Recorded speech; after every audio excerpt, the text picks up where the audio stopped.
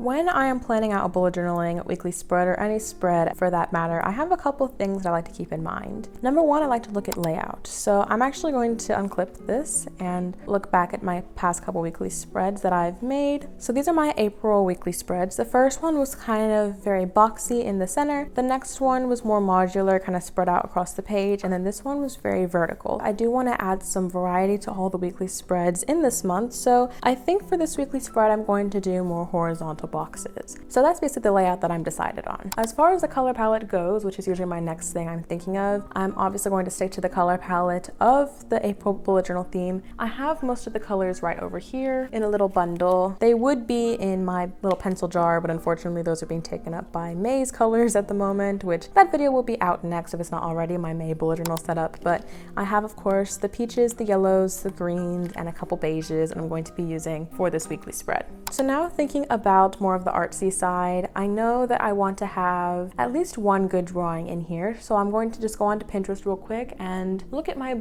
bujo inspiration board. My Pinterest is public if you want to follow it. My link is down below. But on this board is where I save different ideas, usually at the beginning of the month or before the month starts, for my bullet journal for the next month, especially when I'm planning out my plan with me. Any drawings that don't get put into that original setup will usually get moved into the weekly spreads. So I'm just going to go scroll through those, and I kind of found a couple pictures that interested me that I haven't drawn yet so far in April. There's this one here with, I think it's an incense jar and a couple flowers next to it, and the idea of drawing a jar looks really complicated, but it also kind of intrigues me, and I kind of am feeling a little artsy right now, so I think I'm going to include this picture. So on our little checklist here on the screen, we now have layout, color, and doodles. The last thing I want to keep in mind, which maybe can be switched out as the third step instead of the fourth, are the other extra miscellaneous parts of the weekly spread I want to include. So this could be a miniature habit tracker, a calendar, a to-do list, a next week list, playlist, gratitude, any extra notes, content planning, anything of the sort. But personally for me, I usually just want to include a little calendar for reference, a to-do list box, and a next week section. And I think with those three, that's all I really need for this weekly.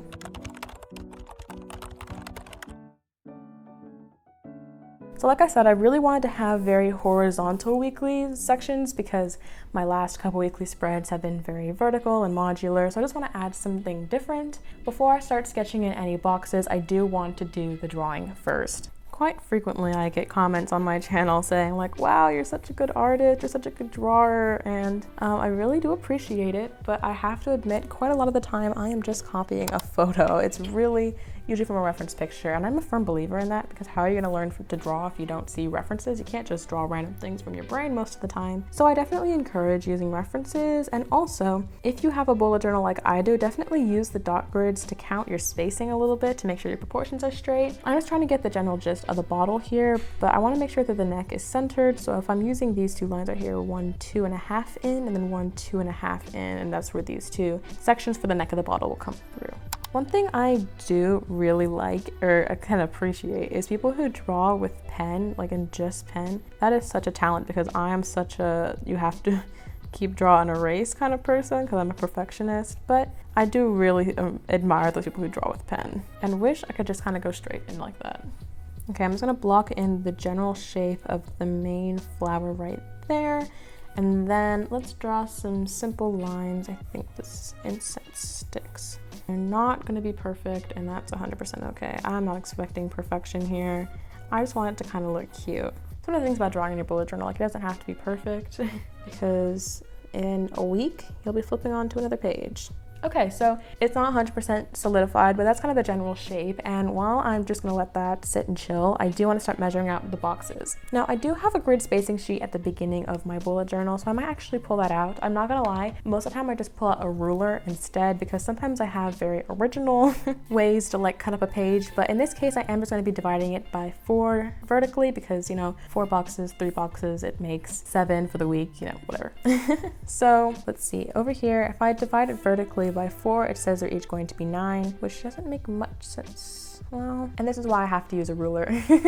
I do appreciate the grid spacing sheet because it does count all the boxes for me, but in this case, it is only dividing it by 4 and then leaving 2 sections for the top and bottom. But I also need spaces in between each of the boxes because each of my weekly boxes are going to be individual. So in a case like this, I feel like it's just much easier to use a ruler. Even though I did go through all that tedious work at the beginning of the year to make a grid spacing sheet, it is honestly more for you guys' viewing pleasure. So I am going to chop off a box at the top and a box at the bottom because I always want a little bit of margin space in my bullet journal. And so this has 18 centimeters. Please excuse the Bill of Rights. That's kind of embarrassing. So obviously 8 divided by 4 is going to be 4.5. But like I said, I also want spaces between each of the boxes. So if I have 4 boxes, then I need 3 spaces, but it's not going to make an even cut. So I'm going to take 4 boxes off. So each of these boxes can be 4 centimeters tall with an extra space in the middle, but I'm actually going to be a little more generous and do 3.5 boxes tall with 2 spaces in the middle. Half,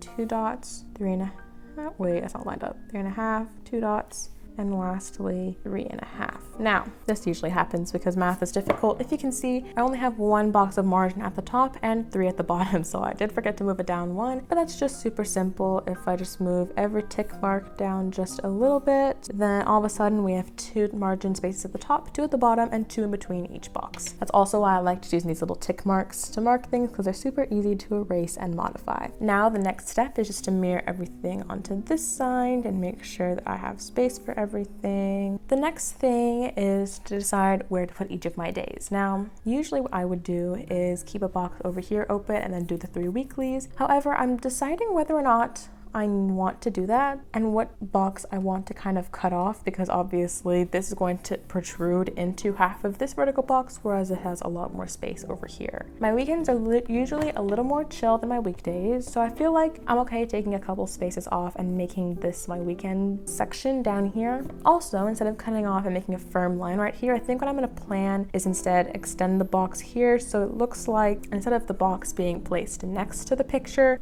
is overlapping. Like here, let me illustrate. So in this top section, you can kind of see that the box is placed next to the photo, which is kind of, it's fine, I guess. It is a little awkward though, because this incense stick sticks out a little more. There is an awkward triangle space right here. However, if you look at this bottom section, it looks like the box does extend all the way. However, the jar of incense is like right on top of it. So I feel like this is a better way to add depth into your weekly spreads and a good way to kind of make the spread flow with each other. One thing I especially didn't like about my February bullet journal setup was that everything just seemed really placed and I had like boxes next to pictures like this, but I'm learning and trying to make sure that I can overlap things like this and kind of connect the drawing with the productivity boxes, and that just makes my weekly spreads look better in my personal opinion. So let me pull the rest of these across. Usually I don't need to outline everything. I can kind of just tell what the boxes look like with a couple good tick marks, and that also makes it a lot easier to erase, which is great because erasing is my least favorite part of the entire bullet journaling process. Okay, now I might just stop here because these are the 7 boxes and that probably is enough